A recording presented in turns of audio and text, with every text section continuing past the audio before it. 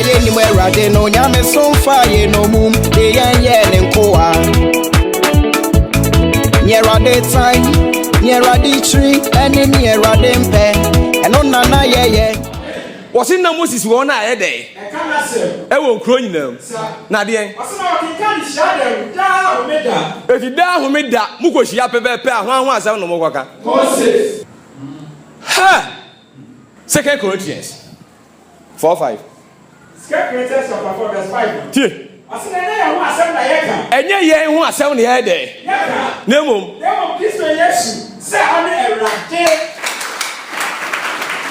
Unimuna, and it's a cassaway, what this unconim. A bra munimunagopon, Muslim one now won't 1 year, and said, yea. I think I may bet she say, Obia or dim ransom do, or shut as ye be our summer buffalo. Maybe it's low.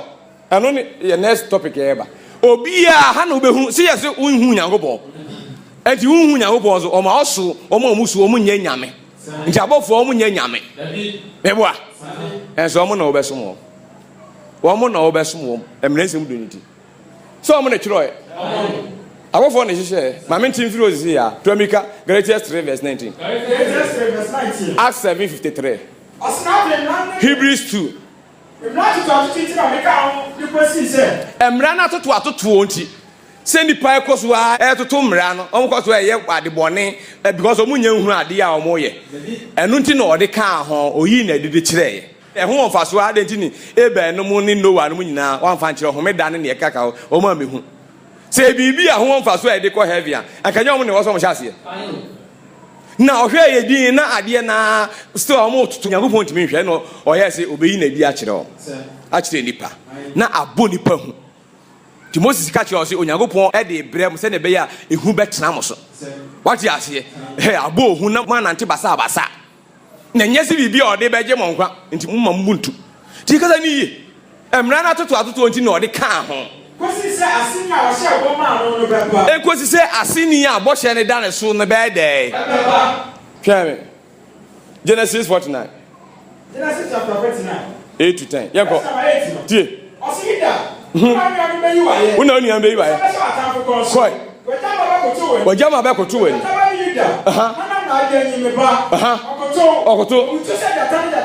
Obutu said Jatani Jatabere. When they when you do that. I am Puba feed you dance. Emrasha. Just a man because we could tell you that. Continue Judaism, a kitam ransom. And free in Nantem. Echosi said, a suit to differ, and Ranis to differ. Ah, mine ebe or suti amase, only no bad day. Because we kitam keke.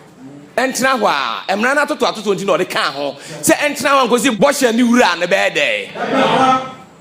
At the hockey, train because Israel for any you phone was at the end at Dahua and your Mutini Dahua. I can almost share near Hiano. Actually, send a David in Banamako Fano, near Hiano, no more the edge, Manomaja, who made that same name, ransom to at all. It is a young for very mile way are quash at the end. And ransom to Butan. It's a very good. It's a run out to 20 or the car home. And we say, Bosch and a should be for a bad day. I said, when I'm above fortune, I say, and I watch it. When I'm above fortune, yeah, there's everyone is shame, raise him do. So, Obishi Shah said, dear Mawa, only do so. I know him. Because I need, and didn't bet you as a gospel, and as a pan, didn't you one fancy? When I'm above fortune, she said, bear as a pan and quan, gospel, one fancy my buffalo, above for crepe him, one fancy. Somewhere here, I am found some uncle. No, go down to Command Rende. One now, some get back. Ni Pessi above what been locking in 21 days. I am above penny mark and about fighting, no Jane. Think I would associate no a Jim. I know my. As I got to do that. Now, I say, here can say, yeah, the Sumania day. 81st Peter. According to 1 Peter chapter 12. Can't tell any inquiries. I said, somebody that if I was shot, so no kom no san kwagie no na difu a hye odom a na beba mo so no ho kom no to wo prepare e de to ho hwehwe mu na opepe mu o hwe breko ene brehoro Kristo honhom na ewo mu honhom anu wo mu na Onyankopɔn honhom wa Isaiah so Onyankopɔn honhom wa Jeremia so na so ne ye ho abia Kristo honhom ono a edin keke edin na asesa edin na ede se ne tweri ampo sesa ba yawe no edin na ede eti Kristo no ono ane yawe ono ane tweri ampo no amen ti se ne Kristo Yesu honhom ane ewo wo mu ai di Kristo amani a wo behu eti no bi ni Kristo honhom onya ne dia yankoi wase ai di Kristo amani a wo behu nya no nyoma ebe di echi no ho adanse no tio enti na mania na obehu ne anuonyam amane na chi ne ebe ba no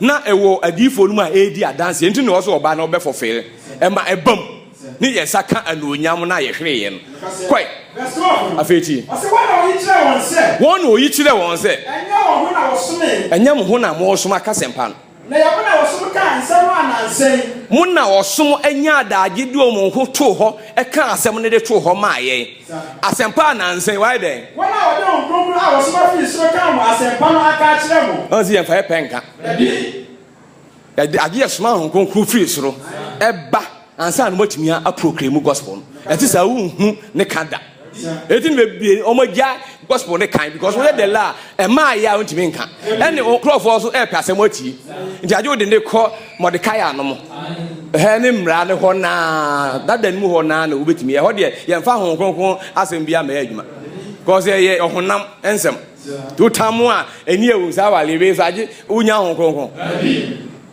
ko to kronkron o aso nya nom de je adwuma eti eye bibia ho nto onni ho kronkron an ukọ na ko ho kronkron dia aje ukofa a ubekirem ukofa eni ewu pa o ubekirem ye nti akasa de bae nje so kronkron na eye adwuma that time se eni osu a ntimi nkirem ubeka dia abobọ amanfo sa mati bible si ni ewu yo tena ho eni ewu udi ewu bi nim ene wa masa kirem se kasa ne ko wie die amen to asoti wase sama abofo po pese ohwehwe mu no muti the whole show na so ensem a yasoma a yesi yemfa nkonkon kan kire mu no a Kristo enya maaye no onam ne honhon so yi kire adifo no ensem no na nka abofo pese omo hwehwem of yamfa nkire o be ensem du no omo so ne hyehye eno de edom anim a omo ne hyehye adan ne we de yamfa nkire abofo me se ensem ahia no eni ho enti ne Bible say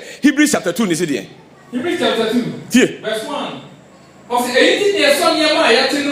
eyiti ne wo se mo so ne ma amati ne mu de na ema bruso na wanye mistake e wo ho wa miss target no adentia na sasemo na abofo so kan litimi se emrensem du ensem o na abofo so kan ye so say emra no na abofo so na ehye en wo che say ensem o na abofo so kan ye ne ye den ne de na brato ni asode biara enya na ka tie se a je so bi oto mra bia yetua ne ka ni o say homeda na ye de ne boduam kun na emrato bia enya katua esa yenso si yabu kwani kasi ati se ya ye wenya na fi unsen amen uti o ye comparison o compare ni ma se ne nsam kura abofo kan ye a na enkosi hu tio because abofo kan ye no abofo so an share boss ye mra heaven what you say an kire bibia de mo e kan na aka to di pass keke ene no kura mpo etimi tim ye me ye hwe se obi fun a ye nya ne kwan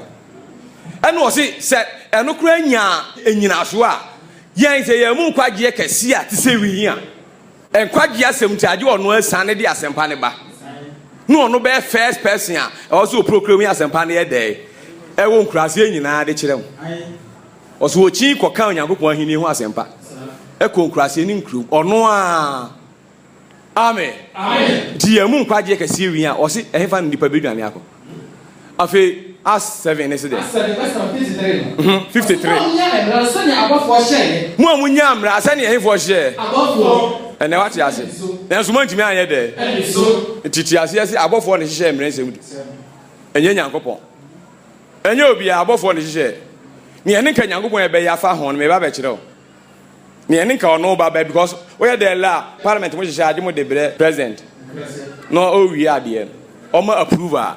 What you say? O endorse. Wa anye ho adwuma wa ma command untimi issue law no.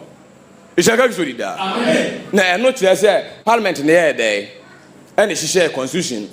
And this are. Because ani. Inter police for na she share traffic light in Mran. I also be now diet no traffic light e be see where diet.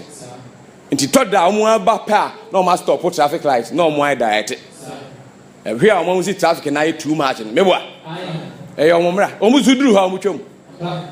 Omo nyina o because omo nhase bi. Omo ne hye. Me oduru ho pa also stop. Amen. Amen. Abofo ne hye. E bra Nyankopon ne ma omo kwan. Because ani eti edoni mu no omo ne woso omo hwe se mu di so anaso mo nya dey. Edu o ka kire Moses se ne aduru no enya dia me ne o ma ne beko. Ne mu esuma obofo no adi monum kan. Na ka kire o ma ne se enya dia obofo ne de monfun so obeche mo da. On fan cham because because ani oro ne wo. Onya ne ba. Ye bom kura na ye mama se kwa dua no modua ne ne ye se omo take over omo so. But we ye pe ye de fan cham. Tin Bible so obi fu Moses mra Hebrews chapter 10 verse 28. Verse 28. Akofa sa adie we. O de trouble tie. I say obi fu Moses mra. Okwati mo brohunu. Okwati mo brohunu. Na adasifo be na abasa enu asem suwu. Mo brohunu ni firi agya no. Oso Onyankopon odonfu ni mo brohunfo. E na asem na ba ne nya ne dia. Yabi. Abofo na ahihye. Omo so na edi so. Omo so na monitor e check. Eti se obi afuma omo so ni mo brohunu. E ma nipa. Eti duru ho aye kwati mo brohunu. Wo ti ho nyina Awurade hu mo bo Awurade so hu mo bo omra se nduo ma anya yiye. Because nya onu na eteki over oso. Power na ate so no enye Awurade na eteki me ba so. Amen. Amen. Because I can see when Yakobod dey aso. Every ninti. Ya de besu ha.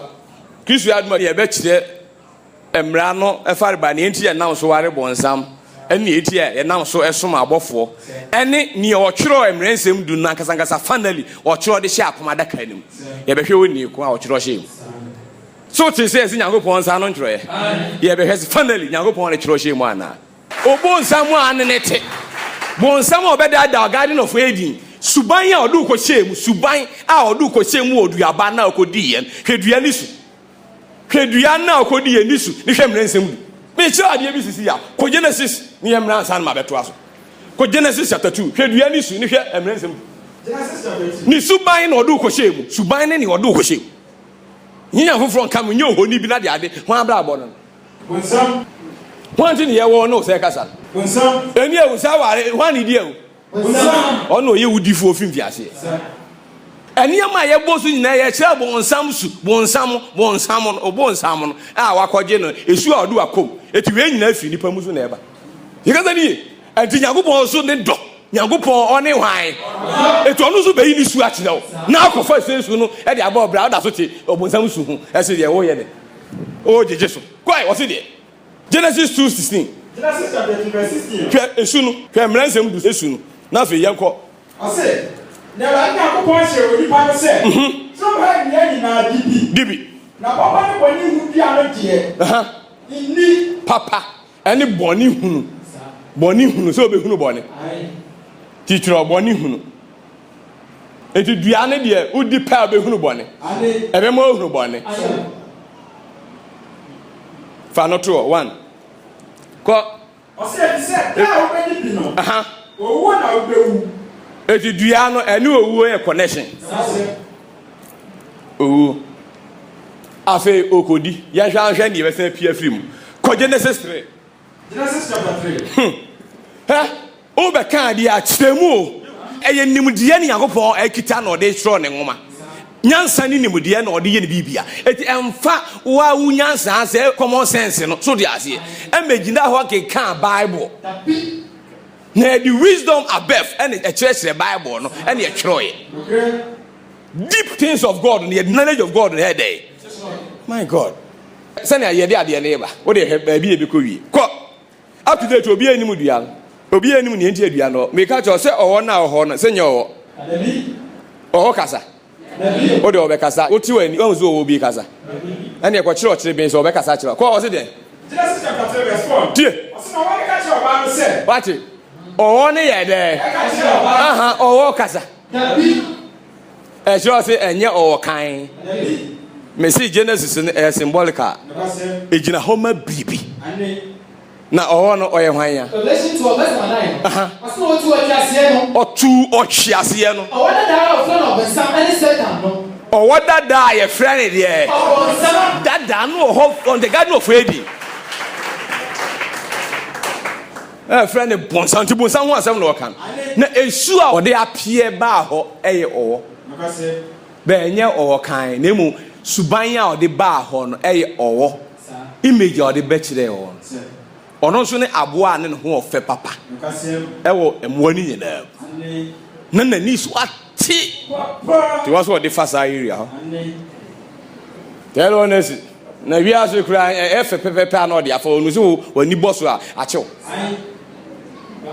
yɛbɛrɛ ni yie ɔsan yɛ fɔlɛgɛ yɛdome na ɔwe afɔm na ɔnyɛ homa saa na ɔgyina fɔlɛgɛ ɔfɛ papa adome ne so ɛnɛ wodi wɔ furu ɛne bɛ nante ɔfa nsa ɛne ɔnan nante biem ɛhɔ a na ɔwe a yɛ a wayɛ homa nan hɔ amen yɛkasa ni yie afei huhum sɛnea ɔteɛ no ne wɔse sesa Lucifer brightest ayi na wɔse sesa na ɔda ne bafflement ɛnim te si dwan ɛne nneɛma ne gibi basa ɛne yi kyerɛ mu no amen ti affect physical or na wɔse wɔ affect spiritual or no ɛno ano no yɛkɔ ano it the same thing ɛne ɛbɛto nipa tie dua no nie eti dua na ani gyina hɔ no ne nyɛ dua kɛkɛ physically dua bi but spiritually no egyina hɔ ma mmerɛ nsɛm do tie baako bi so si hɔ a ɛyɛ nkwa dua ɛno nso gyina hɔ ma Kristo mmra yɛduru hɔ ade obehu yɛduru hɔ so ade obehu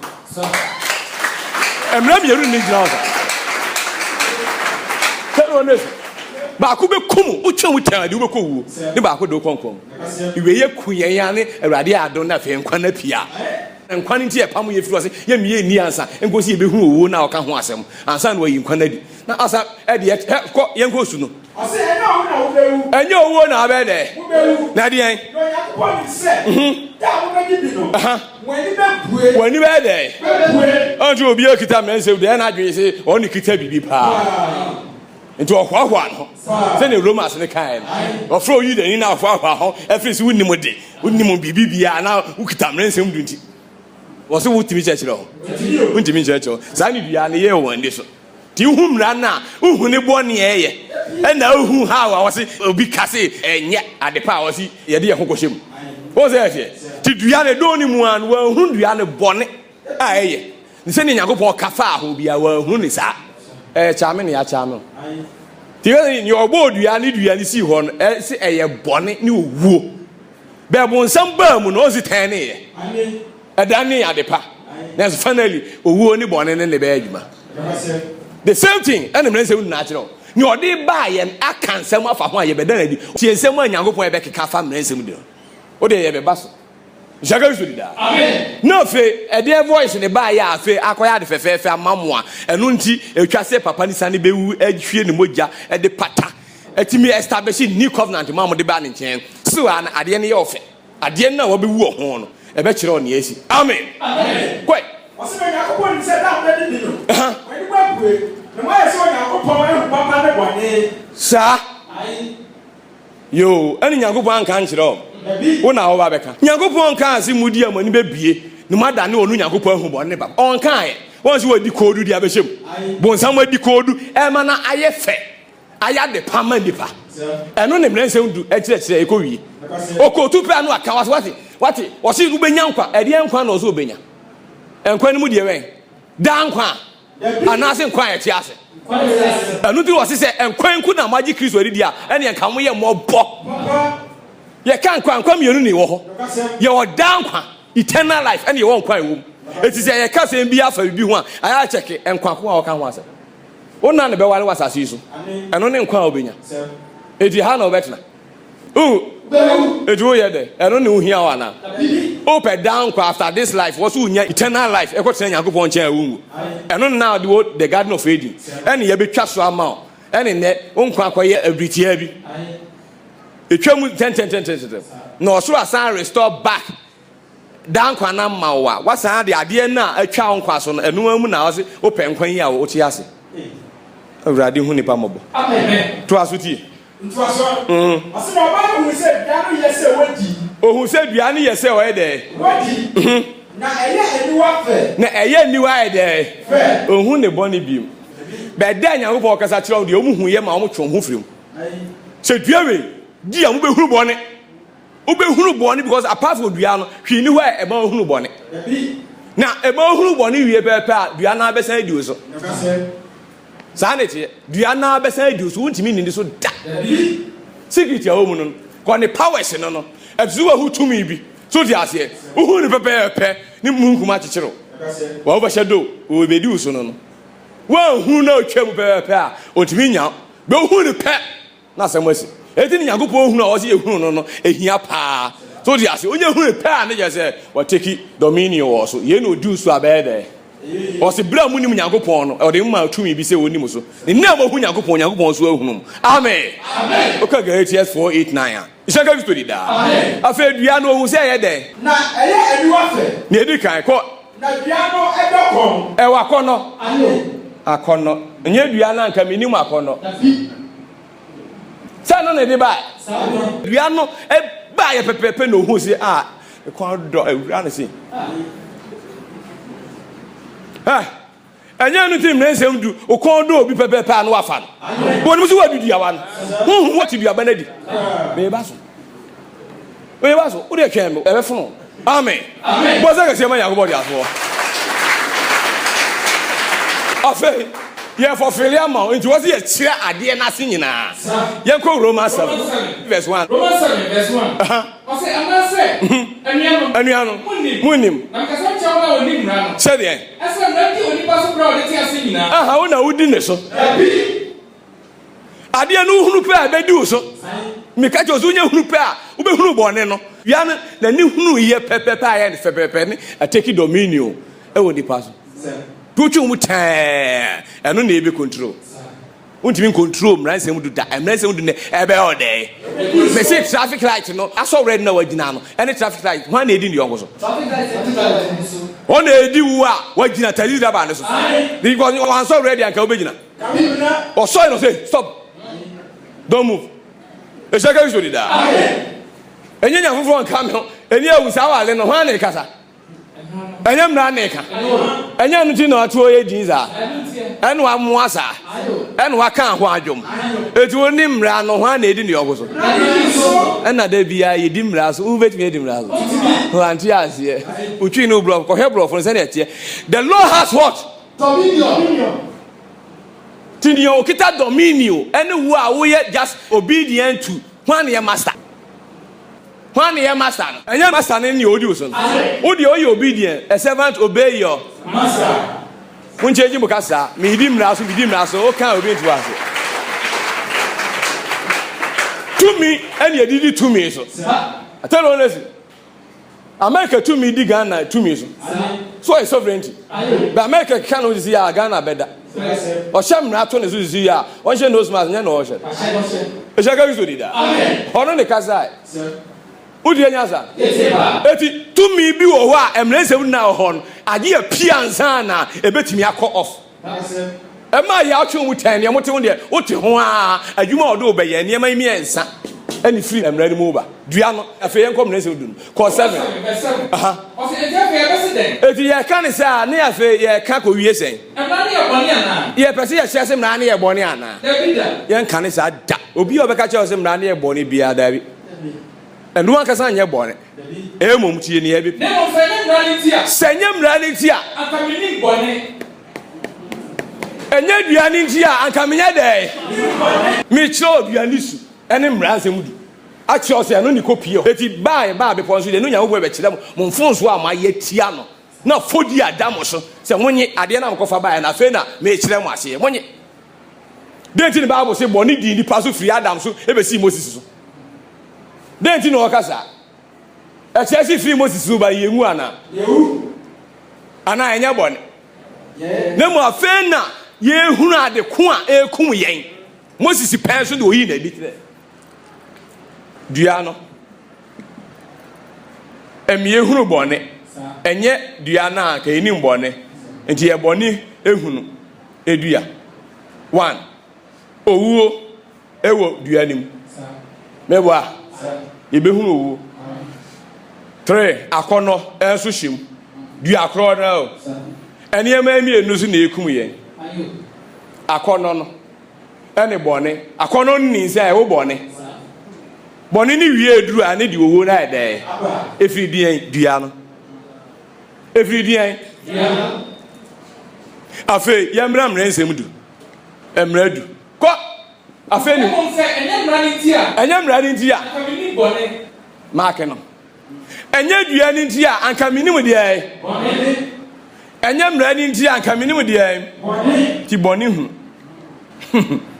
ha also can Romans 3:20 Romans chapter 3 verse 18 mutie kaza yes ba me say ade ni wo ho for purpose if you said here what if you are to go and go on up there be adentia I said he said and also when go on here enye mra na akamini mu de ai bone enye dua na akamini mu de ai bone ko say e bone hunu dua ji dua na ne ye nam hunu bone emra ne so ne ye nam ye de o chire dua na se atiro afi 7 ne se de to aso o se akamini bone na sabra na nkase e se de a emma wani mre a akamini akono bo se ke se ma yakobo ti aso afi Romans 5 verse 12 Romans chapter 5 ako verse 12 no e he bi ono so se ase yi ti senya na boni papa ko so na boni be yi ase na owo na boni so ba no sa na ye na owo che ka ni pe nyina efise won nyina aye boni o nyina ai dai boni wait ase na boni wo wi ase ansa na ra no reba ti kaza ni ye e wo ho ansa na mra na e dai eba koi enso mra ni wa wo bu boni ho akonta o mu bone ne ho de akonta bone ya ho de ne mra no twami din Romans na no kana verse 5 Romans 7 verse 5 5 see you for Philip os ne wo honam no ye wo honam no ene bone hye so de nam emra so aye adwuma ye honam akwam science so abama owo eti emra ne ye adwuma e de akowie se obe de dua no ebe weke afi akono ama akono no ninsi ama na wo bone ama bone na wie nyi e de owu ai de emra no eye akono e wo ye mu se ye nso aba ye bone e ma owuo o de tina ho he e huhu mu ade o ha verse 14 is it verse 14 os ne nse emra ne ye honam ade ana o de na me de ya honam ni a wato me ahye bone ase o se ka se ma yakobo ti aso enye bribi se ne ohuru ne se da na obi anyadaage o anyadaage se enyankopon mra me ba be kire onyankopon mra me ba be kire onyankopon mra we ne nsa tia ba akokora ni ase emra we o be horo ne nsa firi ho o de to wo me ba ese nyankopon nsa tia na o de kire mo de kasa ale na ye urade munya research o nwuma ne da ho ma mo de konkon ma mo so kura mo se amadaage na munya research word by word mo be huru bi kakra na munya dito na mo church road munu se nkwan ho adwuma no mo ye ade ne nyina be wie Moses su a Moses de twero mre nsam du e de hye apoma daka nu mi be twero ne nyina Kristo pie ye face 1 onyankopon ba no na okodai amen face 2 ne ye de osori fie okon ne ho anya e urade hu ye mobo hwa ne ye yo dua no a ne e wo ho a ye ka ho asem wa hu dua ko mre nsam du e di hwa Romans 5:1 Romans chapter 5 verse 14 what's it verse 14 ase na so wo di hine nanso owo di hene fi Adam so besi Moses so efri Adam a ye dua no se ho ne dua ne si ye a besi Moses mre nsam du eso wona wanye den ase wona wanye Adam na to no so sasu boni mpo odi onsu bi ena mi si etu owo di hene fri Adam so ebesi Moses so no efri we kwa no wani hene ni bio odi onkum ni pa bio na date ni ye ma se date we ni ye ma se period we enya hwe se efri Adam so ebesi Moses so nyina ni pa ewu bet ni eni ma de ko aye de eti Moses pen so eti no koba ye o se ensem bi ahinta okohu ye no husi sa dua na edi ye no se ni nature ni sa de na kazan sani enim ra ade na ode ebre on ishaka bi to di da ti kazani enu nti esu a ekita adua no eno an mmeransem du ede eti emra no anya akono se onipa beda na ohonam odi duaba no yo anya ohonam woso nyagobo tu nani hu so ono so ye ohonam to ka se me honhom ante onipa mu biem me mani fihia kakra bi no asan apon no abagem ishaka bi so dida amen oka Genesis 6:3 na eti emra no eye akono nyina ewo ye honam mu se ye nso aba akono ne so ne ye bone oka James 1 na wose akono ni nse a ewo bone na ba no na bone ne tira ho enyini a na akowie owu ishaka bi so dida ane mmeransem du a ye dua na ye di ye no eye se adwuma bi a hinta nipa nim ene ye te ho ma yakono afa ka 7:5 na asa ka bi Romans 7 verse 5 verse number 5 Osna ye wo honam mu no ene bone hyeso de enam mra so aye adwuma wo ye honam akwa mu ene bone enhyeso de enam emra ne so aye adwuma wo ye honam akwa mu eti ese ye nya den se ye so aba ma owo se ye so aba ma de ye owo enti aba na ye so ne bone eti ubehu aze okwan do akono na ba mu enya ba mu pepepe a onsaka wadi waye hu adwuma because ni because otwu mo tan ni abete ye pe osoro achew the garden of Eden ye ba mu nti a ma ye ni ye ye ahyase enti wosese obi hwe oba ne kondo pe ni osoro ache na hye won hwe ni aka ni bi ni o ye eno a ye de wa hye mu asa ware onya sa ware be pe ni akofa ni nua because edua ba akọ eti uchiche mu anya yie ni akofa enyenya hofro nka me ho nyina de be piu so eni ewu so ye san de aya James 2:10 nobody writing answer no be to ba akono odini na hofo ti akono ne ba pepepe no wa se homeda no enyenya hofro aka Nyankopon no wa ye ohoni ha anya bia na ba akope no bia na ye ba akope e ti se mana eya die ba akope so bibia bi wo wisa ne niema nyina pepere nyina wo Tiga ya program bibia dia sha die amen amen boza ke se manya ko bodi afo afi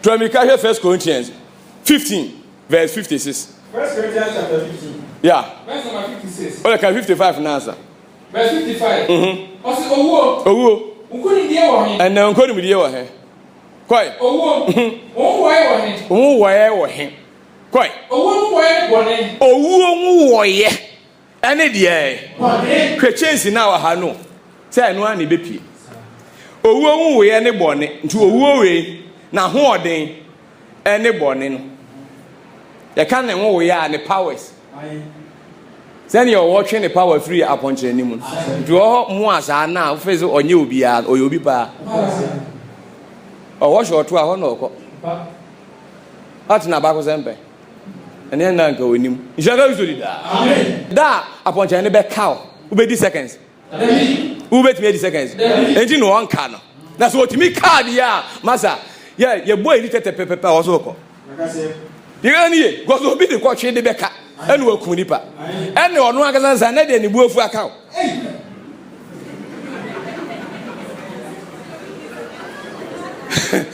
Eshaka usori da amen muti enyaza owo ahodin ni tumi nyina eye bone enti wo se bone aka tua ne de owo hwemrense ndu adwuma eye no ene me chire ono kwai osna bone tumi ni emra owo no etumi a ye ne wo ye ene bone ena bone ni tumi ne de emra eti omiensen 1 2 3 pa ni hu yehu pa emra oni ne adwen pa ko su cho wo ti an ye kan na de se boni a owuo so ti ase owuo agiri tumi fi ni ho no na se boni no onu tumi ni emra dia ampie edi trom ho pa edi ne odi abadu wi o me enu nyina eto aso baaye no ewie pepe ne boni se osimu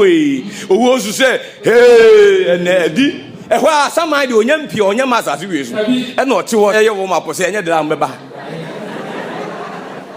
ni nyina anya hwe si finally no Woman nyina owuo bɔne emra ɛne asama ne nyina ɛhyɛ bɔnsam ase. Yeba. Ode yeba. Woman nyina Bible say yo owuo so tumi a ɔne bɔnsam. Tin yo owuo so tumi ɛne bɔnsam. Eti chase nyina ne bɔne so yɛ naba. Eti wɔn nyina ɛyɛ ne dia. Eti wɔn mu si sɛ wobetumi abɛyɛ ne dia dia agye wɔ mamra nsɛm du kasa wɔ so. Onya du ko wura mu akɔdi dua ba de pɛ. No. Onya enu ano pɛ si nipa kɔ ho. Enkwadu yɛ sitro ni mfimfini hɔ.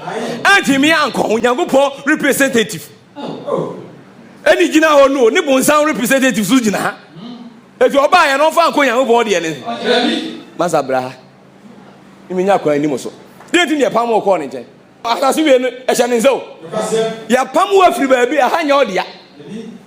Job 9:24. Ɛhyɛ ne nsa. Aso ɔnya asase ahyɛ ɔbɔnefoɔ nsa. Ɛhyɛ wo nsa. Gye wonum. Obi ma so no waba. Obi atena yɛ no waba. O gyaadie abɛtena. Obɛyɛ ɔnya duwa papa. Ti Awurade Yesu so bedu yɛ pɛpɛ. Wɔde asase na hyɛ ho ansa. Ɔbɔnefoɔ nsa. Eti wɔ se honhom ne de kɔsrɛ so bonsam nyɛ dɛn. Ɛnkɔ no nkɔ ɛsɛ waba. Waba ndi yes. Eshaka kisori da. Amen. Eti ampa bonsam so ka kyerɛ se. We nyina wɔde ahyɛ me nsa. Osi ni pi. Obi bia ɔkoto sɔre mi bia me de man. Eshaka kisori da. Amen. Yes, opurubu ye. Nen ebre a ye begye afiri ne nsam. Eno nti ne Awurade kan ne John 12:31 se. Eyi ni wiase temu efisa fe ne ye betu ewiase sodifo ne ho. Ye begye ne nsam tumi. Amen. Amen. Ne ye begye ne nsam tumi ne nti ne. Ɛwɔ se na kodie ni nyina ye sɛ no. Yes, sending you to bossy and you may me answer and ransom to bonnet or woo Christo the Ninian Becodialis. Couple of course were at the Yako, I say you. Oh, man, it's not pet or marriage may be our. I tell you one this is a to do that. Was I can say when you go to Akra. As somebody out there who maybe a child said above one is a shame ransom. Set them no hobby when some come home. Azan yɛ tunaba abɔfoɔ na ɛhyehyɛ eti ebegyina hɔ no yee urade na ɔno so wɔ edi tuo mo di dada o oka Ezekiel 28:11 yɛ kɔ na no the guardian of edi di dada o jabo ntɛm no ɔnam eti na onya access to us tie kasa ni ye ɛnu nti wɔn ɔsi de edua no mo nyɛ de dua wɔ mo ni ha ɛna ɔsi daabi ɔnka ne saa ɔsi yɛ timi di bi na wee pɛ ne yɛ ni na ɔsi ɔde bibi esi o. Oh, no minimum. Not natural. Yes, so Percy, Mobesson and Madame Yankupon, Yankupon, and bed Dannon, and no one Percy Babasso. It's a Yankupon, was that one the enemy Percy at the end of Basso. Hey! Or do say any parties in Yankupon now, no boy to was, or both in Suban Sesson, on Percy Babasso. And you don't Percy could be a baby. Now, this is your new BIC or Yankupon. Tell you what is it? I draw. And nada. Eshaka kisodi da. Amen. Boza ke sema nyago da. Eti ade no ye nam so wale bonsam straight.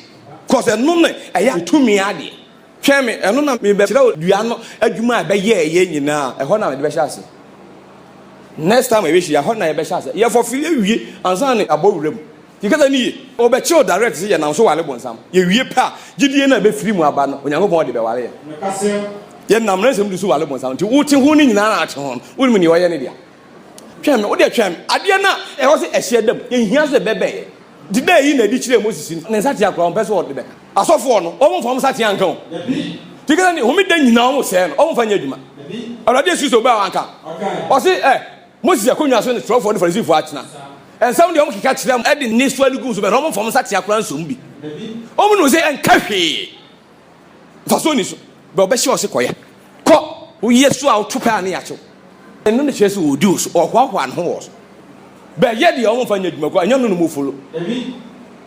You can need Zachariah, no one yourself. Now, so the patroni, I would know own question shares or train your Joseph, I know my tea and moon now, air train.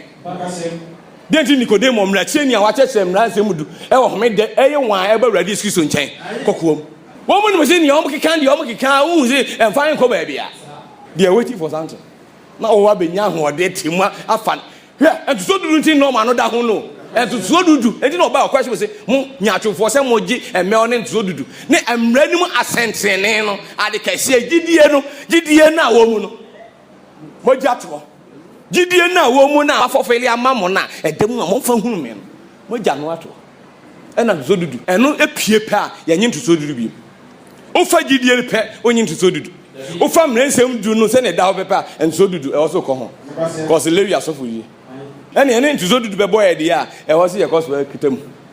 Amen. Amen. Here it Christo Pierre Pen was all the army and sending now could be honest. It we had John 1:29. Therefore, could you answer that? Young man, well, ye bibia. It would the other say, or dog and aka. A mouse if I forget. Was a Gideon and Quay, young Pachero, no who know you and net. And you know from coming you who need been asa, because watching who made them. Okran, he sees who made a man. Okran, the echo home, or no name home ye. It didn't be who are much rest in peace, send a crank home. Or who made a cronk no whooper or could you know them? Moon change. We be allowed who no crabia, Monka San and also rest in punishment. Yes. I tell one as you have. Oh, my monsieur, who departed, I can't be a rewards of you. Me, Kai. Yes, yeah, the fellow Philippa. Can excuse or blow be so Christian as Jamal for you move. Now, the Asico can go father. What said definitely you or when you know, say. As I'm panel and the feather few, a cannot crack. It's me and Naniano.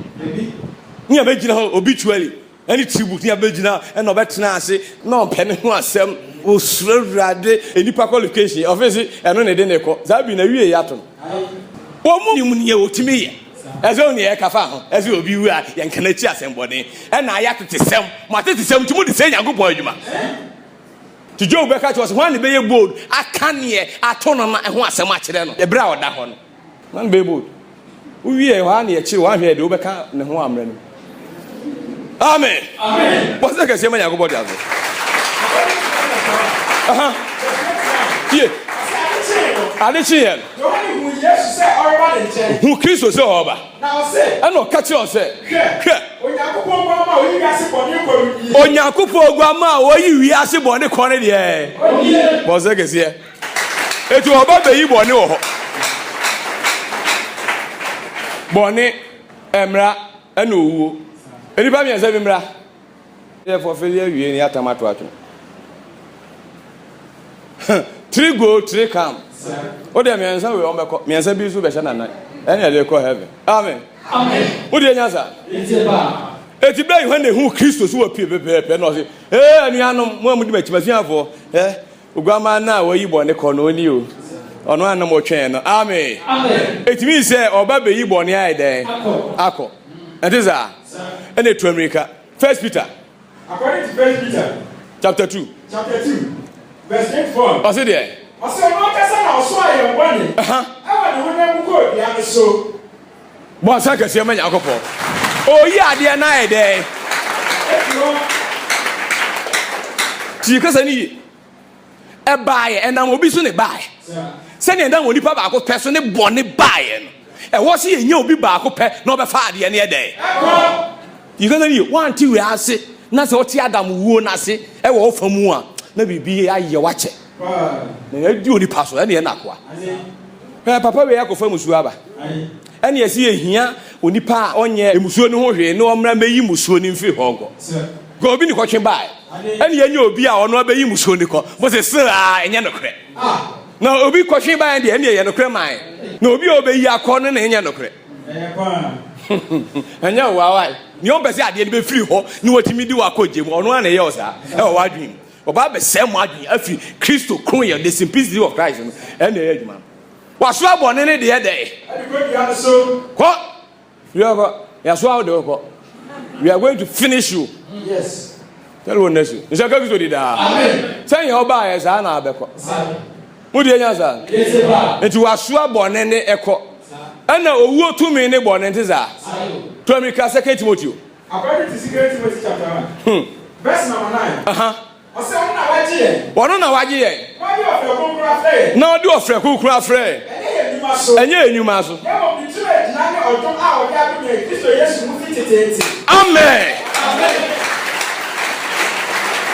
Domo dia dom ye fit tete. So be hu ye mobo.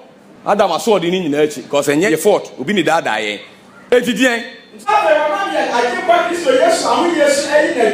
Eti wonam Kristo ni ye twen so be pie. Ni hu a oyi na di no so ayedan. Owo ko ni de wo yi. Wo yi owo ho. Adi de na aba. Ase ona wo yi owo ho. Na ona asempa no so. Adi de. Ayi nkwani ade a empro edi han.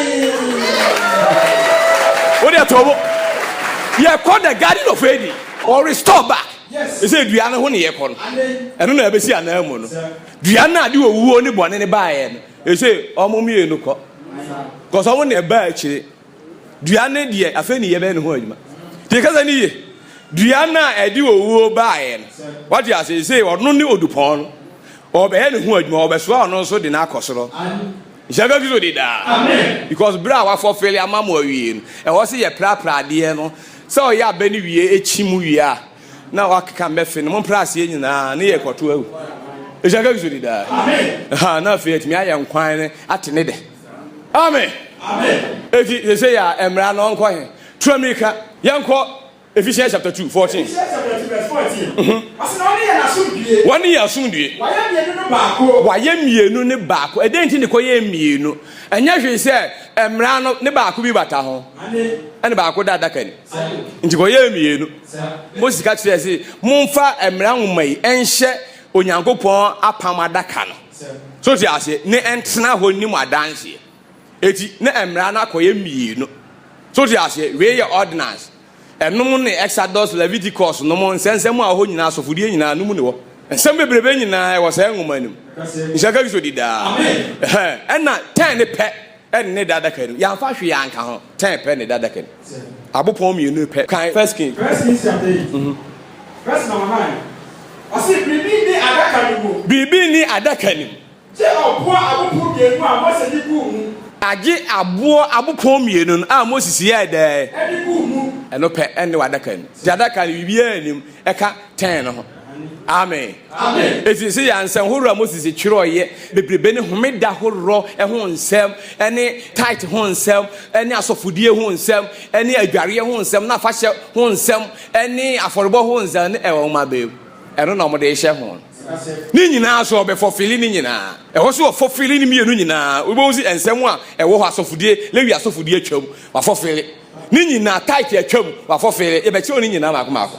amen amen afolbo edi nwan ekum ebo for nyina wa fulfill because what ne ho abo for ni nyina wa fulfill ti ne bata ho no ene edam nyina no wa ka bienu na bo man ne den mako ye den osina wa professor e ka ye ntem a ene ni time no ene ni time no eno ne man ni Nyankopon ntem ne asudie ti ka ni koi osi efise ade ne ho na bi chi imply na sabodo a wa ahye bi wudu ho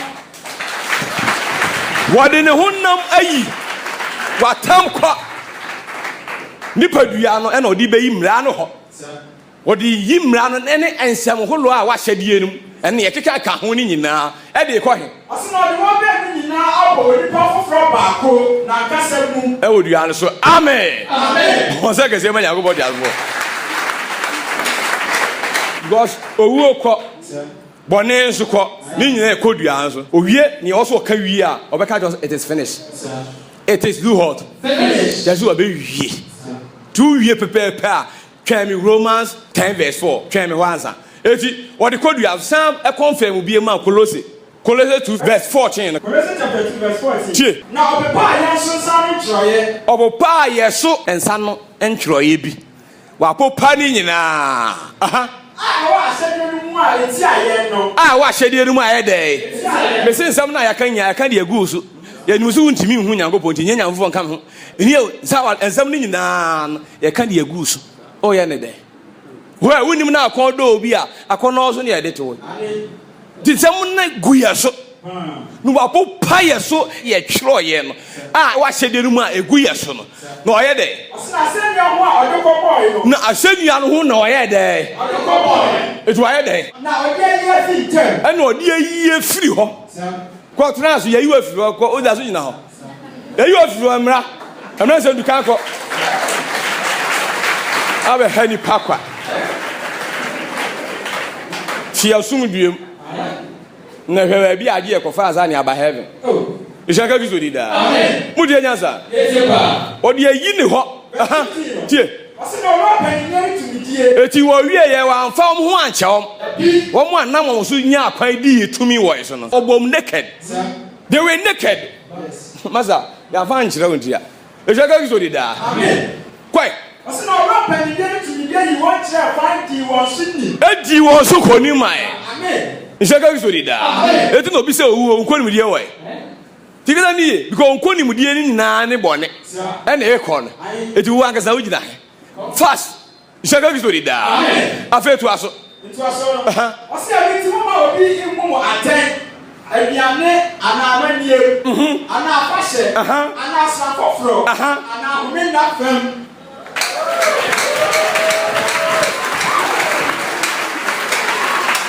off away ko be dia ka chese we ni humenda anko heavy ka chese count ugina ho se Kristo tamfo tigana ni ugina ho se Kristo tamfo Tromika Galatians 5 verse 4 me say emrensem do dia wonim na wanye dia ma me ankasa na o ka me pa egia be so wi ase na o ma we mu e be se nsem ma me kan nyina ayo okopa na ye te okko ada ye no montem no elu onesi ti o se de verse 4 os mo obumu bem emramu no mo obumu bem e wo mramu mudi bosu say when ni homeda anko heavy na mra so na edi akọ Onyankopon che na mra nsem du de na obeka se eni ho emfa nya adwuma bia no mu amo obu mo ho bem e wo mra ni mu matete mo ho afi Kristo ho azu ntimi mo ni din mafi odom ni mu ahwiase watete ho afi ho aho Kristo ho masa jani oka no no wasa fi odom no ho ayede ahwiase enu nti no hu Onyankopon besi na dai